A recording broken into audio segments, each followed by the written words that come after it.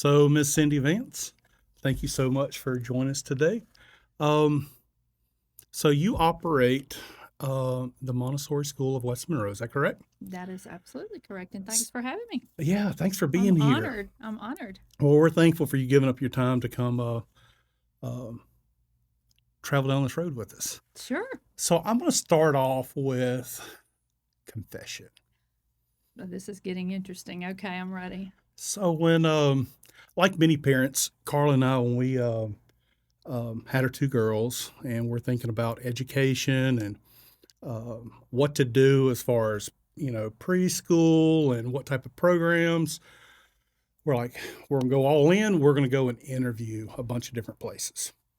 So first thing Carla did, she gets on social media. Who likes what? So Right. we got this list, and I'm not going to call any names because we got a lot of great organizations that are out there. Absolutely.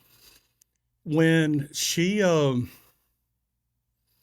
she mentioned your school on it, I'm like, well, what is that? I mean, I've heard all these other names and we got appointments. So what is that? I don't know if it was me not hearing what she was telling me. I'm like, I don't think that's something that's going to work for us. That just doesn't You had never sound. heard. Never You had heard never of, heard. of anything that come close to that. So we're going around, and there was one that was probably at the top of the list. And we're going through there, and they're doing a great job taking us on a tour.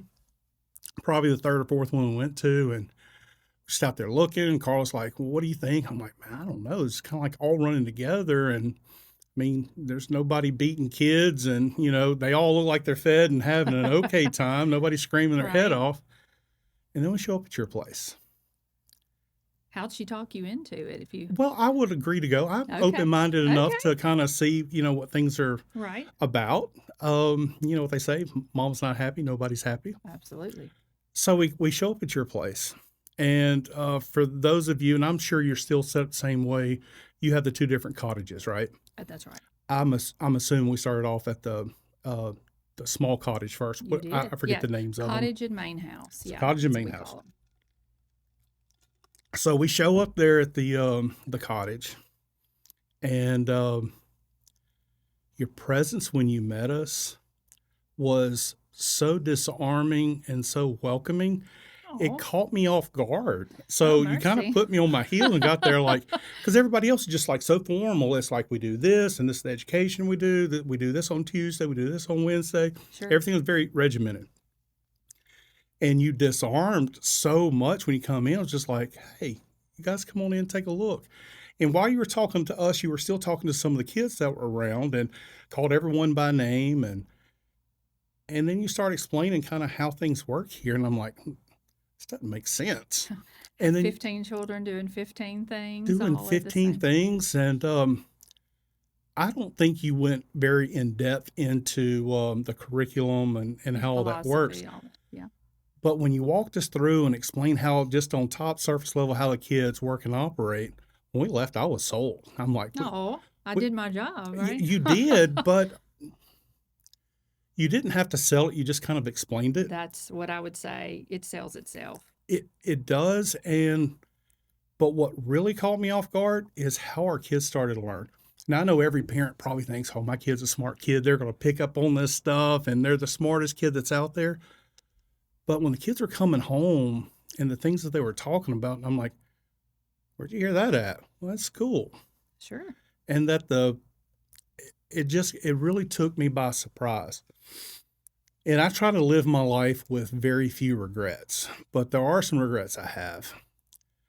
More so Grayson than Perry, but I'll agree with Perry herself that I wish they'd had an extra year with you. Oh, Um, it was more noticeable when Grayson went into school. Part of it could have been she was a little bit more mature on how her birthday fell hmm with the kids in her class, but that first year with Grayson being in pre-K 4, she was bored. I mean, she's a bright girl. she had She's a learned bright all of that girl. stuff, and Sure. she was bored. And I Sure. don't think, and I'm not trying to take anything away from her teacher at the time. The teacher's having to manage a class full of 20 other kids, and she may not have caught on early enough on that Grayson was really bored. I mean, she was Mhm. coming on some conduct marks and things, and it was because she was bored. I wish we Sure. would have taken that next step and kept her an Sure. extra year. So tell me a little So, bit about. yeah, well, maybe we have a fix for that now. So, wouldn't it be beautiful if all of our traditional schools would adopt some Montessori philosophy? Wouldn't it be great if you went to 12th grade with your Wouldn't school? that be great? I tell Carla that all the time. If we could just convince Cindy There you go, to go right? through I 12th think they're grade, honestly, Brian, I think they are smarter than me when they leave. So we have to stop, kindergarten as far as Miss Cindy can go. So a couple things. One I would say is we have added just this year a formal kindergarten program. So we are a Montessori pre-primary program, which encompasses ages 2.5 through 6. So okay. it's a multi-age classroom. So And so you're telling me I just missed out. Is that what you're telling me? well, no, barely. She could have stayed through kindergarten now. So we are a little different than other Montessori schools in that we do have our classes divided between two houses. So we have two little houses, and we have the cottage, which is where the girls started off, and all of our beginning students start there. Most of them are 2.5, 3-ish Right. when they start with us. And then once they've completed a full year there, typically a full year, occasionally we'll move over earlier, but then we move over to what we call the main house. And the main house in the cottage, it's really kind of our little training ground. Okay. We focus on 4 areas over there. We work on Excuse me. concentration. We're learning to sit and attend to our work a little bit longer each day. How do you get a 3-year-old to concentrate? Well, I don't. The materials do the work for me. It's all Right. about the environment and it's all about freedom of choice and freedom of movement. So at that age, obviously, children are not ready to sit and they would like to move. And so they have freedom to move about. The entire house is open to them. So all of the curriculum areas covered in different rooms. So we have areas that have language and areas that have math, and we have an entire sensorial area. We have art and music and science and cultural studies. And our job as teachers is really to make the environment appealing. So we really want our cultural studies work to be as appealing as the artwork, or our science work or math work to be equally as appealing. So the idea is that when a child is going through a sensitive period for language acquisition or a sensitive period for anything, if you have the environment properly prepared, then they're going to just be intrinsically drawn to that material. And Montessori was such a genius that she developed just the right materials. And so we supplement a lot of her original materials with things that are, beautiful and lasting and appealing to children. So the cottage is the place where they are building their concentration and they're sitting a little bit longer each time they use the work. They are working on their coordination, those fine motor skills. They are mastering and honing that pencil grip. So they are doing a lot of preparation for writing. It's a lot of preparation work over there. And then they're just becoming independent. For most all of our students, it's their very first time away from home. Sure. And it's their very first time in a formal setting like that. And I'll use the term formal lightly because we are very much very laid back around there, just like you said. When you're in welcoming, we think of it as family. We are all when we refer to one another as friends, and so from day one, So when the we're kids would come in, take their backpacks off, and put on slippers, right, that right, is just an indication that when you say it's a relaxed environment, it truly is. absolutely. And I never really understood when you can give a kid just free choice, Hmm. free run of the house, and it's Hmm. not. I've never been in. I'm sure there's days where chaos can ensue, but I've never been where there's chaos. Not a whole lot Uh, of chaos. There's and there, not a lot of chaos. but you have kids that can go around and choose what they want to do, but yet it seems like the learning. And I don't know how much direction or redirecting you guys are giving them on. Well, we've been over here for 2 hours in this one Sure, area, but the kids seem to play for a little while in this area, have to keep everything on their mat. that's right. The And work mat. if I'm not mistaken, would have to put something on their mat if they wanted to work alone versus Yeah, you not. remember a I lot. That's do. right. Well, it was very impactful. our kids at that point, I don't know if it's the age, they would come home and tell us things to where nowadays they won't give us anything. "How was You your don't get day to at hear school?" much. Yeah. "Yes, it was okay. It's another day. Another Yeah. day." Yeah. So, yes. At the cottage, really, it all begins at the beginning. We have an orientation period when you first start. And so Maria Montessori referred to those about first 6 weeks of school as the normalization period. And so everybody's learning just all those kind of ground rules. I need a mat to contain my work. The purpose of those work mats is very simple. It's to contain your work so that we don't have chaos. So no one is stepping on your work and you learn immediately to respect someone else's work. You're also referring to our little red independent square, which Mhm. are those are comical sometimes. So we have a little red square and they can choose that if you the purpose of the mat so that you can work on the floor. So we have tables where you can work independently and then tables where you can work with a partner, tables where you can work with a teacher. Or you can work on the floor. And that's why we're in slippers for comfort because we're up Mm. and down off the floor all day and for noise control on our hardwood floors. But so yeah, so we have a little square, a little red square that is located near those mats. And if you want to work all alone and do not want your work interrupted, you don't even need to ask someone who has chosen to put that red square on their mat or their table. It's the independent square. That means I want to do it all alone. Let me do it all on my own.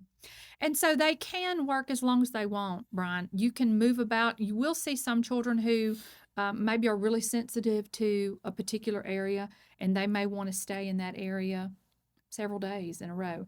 But they may find a friend who's working in the other room and they'll, move on over to something else and change up. But they are allowed to work at something for as long as they would like, as long as it's productive work. And there's value to that. So Absolutely. do you see the kids that will spend extended period of times in one area finally get to a point where like, "Okay, I've done enough here and I'm gonna move on to something else?" So the child would make that decision. I wouldn't really make that decision for them, but I've definitely seen it. If I see a child that I know has accomplished a work and is ready for a more advanced material, Mhm. everything in the school is ordered from left to right, top to bottom, in a sequence of sophistication. Oh, So if really? I've seen, there's so much order to everything, and there's so much science behind it all from Montessori. But so if the child is choosing consistently the same work, I'm going to know, first of all, there's a reason for it. They need to satisfy something with Mhm. that work. And so if I've seen it a lot, I probably give them an opportunity to do that for a while. And then if it's time to move forward in the sequence of sophistication, we'll just move and maybe I will get that next workout and do it in front of them so they see it. Maybe I invite one of their close friends to try it with me, and then maybe I invite them to come do it with us. And then after that, they're probably going to move on to that work, but maybe not. Maybe there was something that wasn't satisfied in that previous work, and I may or may not ever know what that was, but developmentally, they're doing it for a reason. So, It's just, amazes me on how, the kids can just if you provide the right environment for a kid to be able to learn, that just how much they can actually pick up on their own. so And there's no limits. that's Yeah. probably the biggest my biggest takeaway is that, I know there's science behind it, but things have been positioned in a way to where it's child friendly, it's child inviting, Mhm. and I guess it inspires the kids to want to do more because it's fun. And it's a non-competitive environment. If you're competing with anything, it's just yourself. So you have free if you've given this child this freedom to move about and you've prepared the environment so that everything in the environment has meaning and Right. quality. So there's just not any fluff in Well, there. give us some examples of meaning and quality, that, for the lower kids, what would something like that look like? Oh, some of the favorite works I would tell you. We have a set of this is just a work that always stands out to me from cottage. We have a set of stacking wooden the little Russian stacking dolls. Okay. Those dolls have been stacked and unstacked and restacked more times and taken home and wood glued over and over. And it's this particular set. We've tried others, but it's a particular set that they are just particularly fond of. It's a visual discrimination work. And it's self correcting. Montessori is self correcting. So, which is one of the most attractive parts of Montessori to me.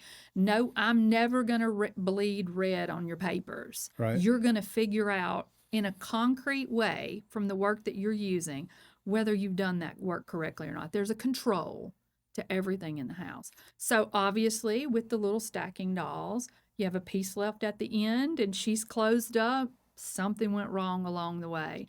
But those dolls are used over and over and over. And then someone somewhere along the way wrote a book that corresponds to this particular set of stacking dolls. So it tells the story of how they each have been given a name and where they came from and how they came to be in your classroom. Some clever Montessori teacher somewhere did that. And so now we have to buy the same set over. And so we've wood glued them and we wood glue them and then we say, okay, it's time for a new set.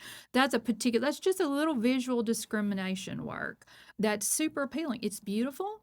It's multicultural. It's something a child may not see every day. It's probably not something they have in their house, but it's very interesting and it's intricate for those little fine motor skills and those Right. fingers. And there are many things like that in the classroom, but we try to stay very true to the materials that Montessori developed herself.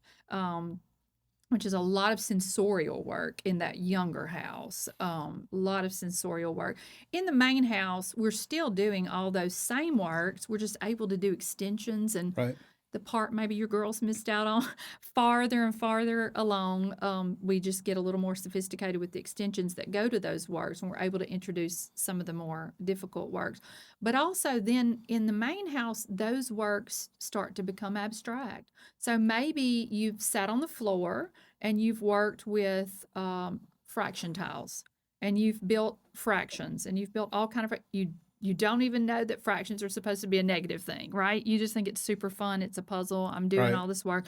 It's going to be self correcting. So you're going to figure out whether you put the fractions back together correctly or not. And then when you're done, the role of the main house ladies would be to look and determine, okay, he's ready to see that on paper. So we would, show the student what that looks like, how to write that fraction on paper so it translates over. And so math's one of the most beautiful things you can do that with. So it's so concrete. So you're saying that in kindergarten aged kids, they're doing fractions? So my kindergarten group this year, I took 8 students. We call them the grade 8. It's our first little crew. They are they are all reading. They are all Wow. adding into the hundreds of thousands. They are regrouping concretely. They can regroup with everything. They're definitely doing fractions. I just left them today, and we've covered 6 of the 7 continents so far this year, and so they love that. That's a cultural work. It's a big fun part of the day for us. And Montessori was really great in developing that area of the classroom that's kind of absent in a lot of traditional classrooms. So we've covered 6 of the 7 continents thus far, and they can identify the major wildlife from each of the continents, and they can identify lots of flags from each of the continents. And then we do special places. That's their favorite day when we do special wonders from that continent. So just yeah, so the beauty of Montessori is that the sky's the limit. So you may have a 3-year-old putting together words and reading words. You could have a 3-year-old sitting beside a 5-year-old who was not quite ready for that yet developmentally. Just, everybody has their moment. Right. So you're not going to wait. The 3-year-old's not going to wait till everybody in the room is ready to do that. When they are ready to build a word, they're going to build a word and read a word. And then the 5-year-old may be behind them in that, and that's okay. They may be ahead in another area of the Sure. classroom. So One of the things that I read, and you touched on it a little bit, how uh, the Montessori program, I think, was originally designed to group a lot of different age groups together. right, And I'd have to assume that part of the reason you don't is maybe due to space, and it's absolutely, easier to, because you have two smaller places, to be able to right, separate some. right. But how do you know when they're ready to go from the cottage to the main house? Because I don't think you gauge it just on age, do you? No. So, yes, but to touch on what you were saying, we opened the main house in 2000. This is our 23rd year Wow, I there. did not know it was 23 I years. know, I know. And I have people call every year who say, I did not even know we had Montessori here. That's one of the So, reasons I wanted to do this is that I think you are a gem in our well, area. thank you. And I don't think if everybody says, "Hey, we're going to start sending our kids there," you would not have enough room to Right. do it. But you are just a hidden gem in our area, and I know it's not just you alone that's doing it. Oh, Every sure. great organization needs a great leader, but the ladies that you Oh, have my goodness. pouring into the kids The is just, best. yeah, it's The it's great, best. and always willing to take the time and talk to a parent on Mm, different steps the kids having to take if sure. it's just, I mean, kind of feels like an extension of your family when your kid So is we going say there. we call it our Montessori family, and we love to keep up with our alumni, We've obviously, and never watch them had grow. any one of our kids ever not want to go to school Oh, it's when awesome. when they were going there because you Yeah. guys made learning fun. It wasn't like a field day every time you went over there, but everything was engaging. Everything was I noticed it more with Grace, and she had a sense of accomplishment when she came home. Yeah. Obviously, they're tired or whatever the case may be. Mm-hmm. They've worked hard, but it Mm-hmm. was that sense of accomplishment. Mm-hmm. And Perry, I truly believe that her reading skills and Grayson as well comes directly from what you guys poured into her on early Well, age. we are a big believer in phonics, Yeah, so everything, we do a lot of phonics work for sure. Um, so back to that, I was going to say we opened in 2000, just the main house. And we opened then, and in just a few years, probably by the time that our kind of we're on a 3 year cycle. If you do the full program, you're with us 3 years. So by the time that finished, we realized we could not add enrollment. We were re-enrolling with siblings, and siblings were picking up most of our availability. So I just literally went to every joining. I needed a good realtor, Brian, back in the day. Went to every adjoining property and found a neighbor who said, "Oh wow, yeah, we're actually thinking about selling." So we bought the cottage hmm, then, and so we decided then to divide in the way that we did, so that we just think that there's so much importance to that first year. sure. And so that's really kind of, like I said, our little training ground for the main house, because by the time you've transitioned over to main house, I don't expect to remind you to push your chair under a table. I don't expect to remind you to put your dishes in the sink and take care of your snack. Or I don't expect to remind you to wash your hands after you've done, that's been instilled in that first year. So that's the hard work. Those ladies over there have so much hard work to get all of that, Yeah, so many reminders. And then so by the time they come to main house, they're ready to rock and roll academically. I mean, they're so independent. They're ready to do all the things. So when we transition from cottage, we are looking at their age, but we're looking at their peer group. You don't want to separate one from their peer right. group, and maybe they're rolling with a kid 18-month older than them. That's okay. But we're also looking at, just their academics and where they are. How many of those sounds do you have under your belt? Are you ready to build words? Are you ready to do all those things? So kind of just looking at the whole picture maturity, and it's their socialization, or how are they Right. interacting? Are we still parallel playing? Or are we engaged and interacting together? So kind of looking at the whole picture to know they're ready to move over. And So, what would you want a parent to know? So, if you could have got a hold to me before I started making the tours and sure. looking at all the schools, what do you think it's important for parents to know about early education? Oh, wow. So I think it's more important than ever. I think early education is more important than ever. And it's just so expected now, I think, that you would enter school prepared Right. for whether you're going traditional or you're going, some alternative route. I would tell parents at home that are feeding into our program now, don't overdo it on the toys. Don't, less is more, and quality. And so, we try to stay away from anything that's battery operated and flashing lights and noisemakers and all that. Let the beauty of a natural material speak for itself and let the child do the discovery. Don't have everything done for you. But I would say probably the major thing I would say is put the screens away. Yeah. You know, we can see it. You can see a child who's had a tablet or a screen in front of them, um, even in the car on the rides and the interactions with parents. So we see a lot more today, unfortunately, language delays, and we see a lot of children who need some speech and language intervention. We see a lot of children who need some OT intervention because they haven't been exploring with all those Yeah. tools at home that maybe children used to. So And we see a good bit of that. for the older kids and young adults going out and getting jobs, I hear business owners tell me all the time that we connected really well via text, but when we Right. got face to face, I could not get any eye contact. Oh, yeah, They wouldn't talk much to me, couldn't that's get right. much out of them. That's right.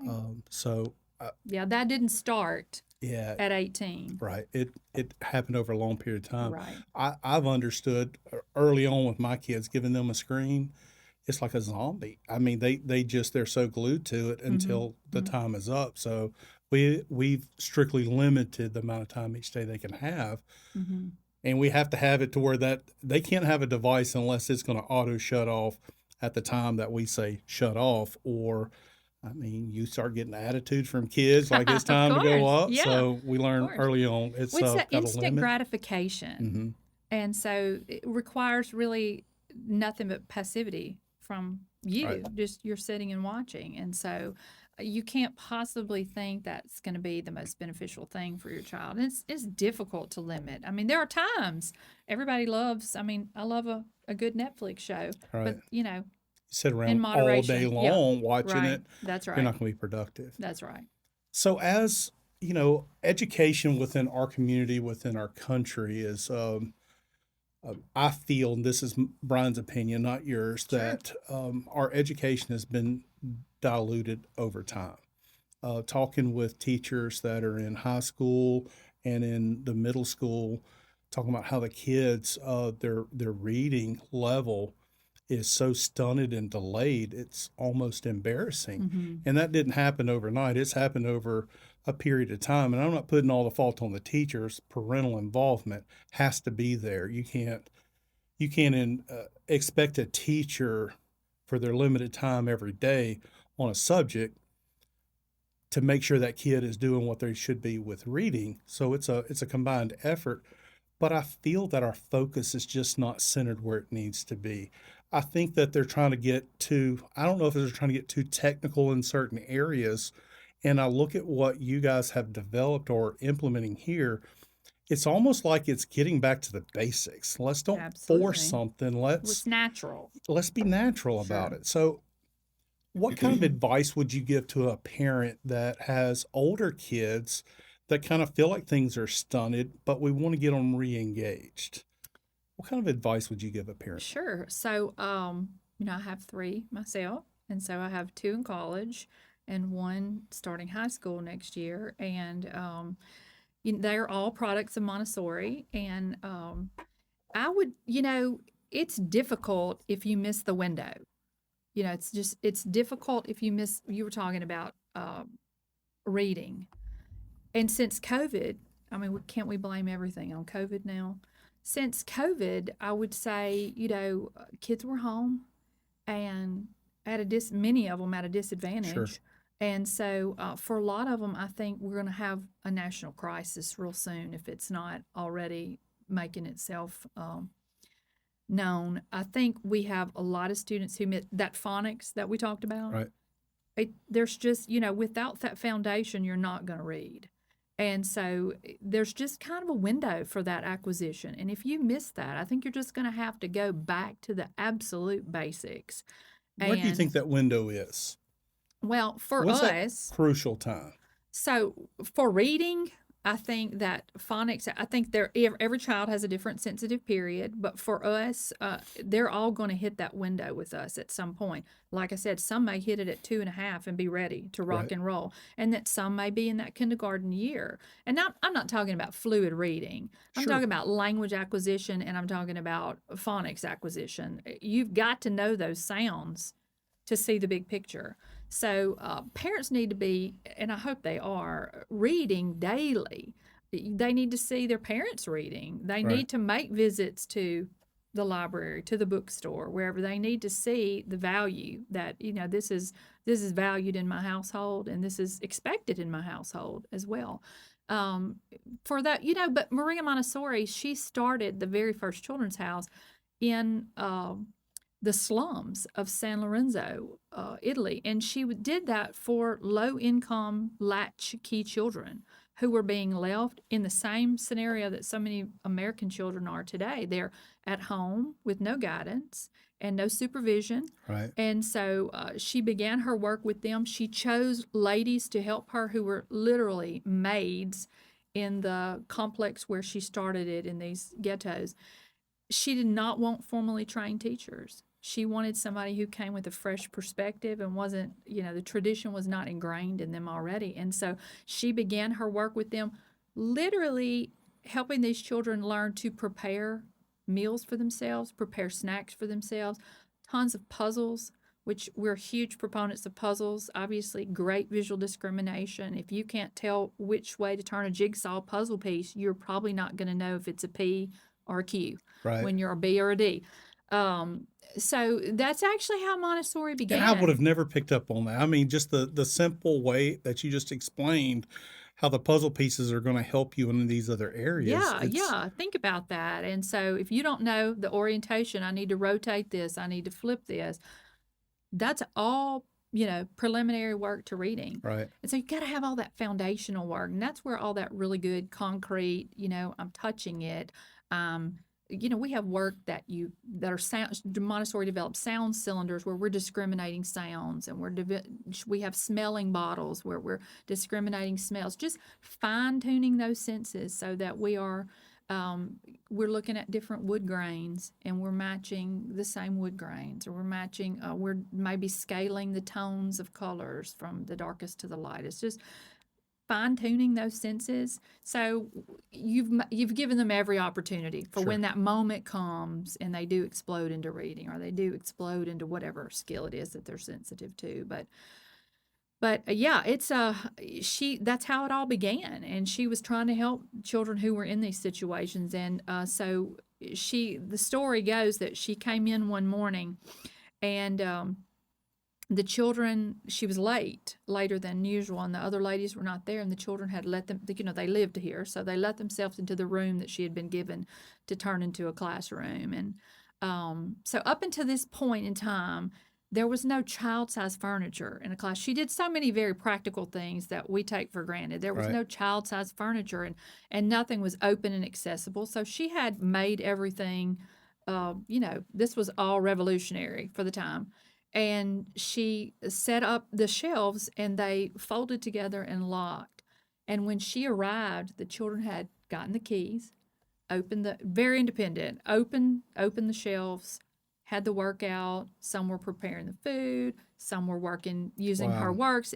Their day was going on, and she's a beautiful quote. They're working as if they don't need me, and that's when she realized they don't need me. I was just here to be, I'm the catalyst to get Right. this going, and then the children are super independent. And my favorite quote is, of course, the best test of a child's education is their happiness. So I'm glad to hear your girls were coming home, sharing all their things. Yeah, But absolutely. but I do often stop and look around our school and gauge the contentness and the happiness, and who's been stimulated, who's not, who needs to be engaged, who can't make a choice on their own yet, who's making too many choices for everybody else, who's policing, who's But how kind of what. rewarding is it when you see that they get it? Oh my That goodness. I'm they've just, turned that corner and yeah. they get it. Look, I can't even overstate how happy I am to get to do what I do. It is definitely not a job. It's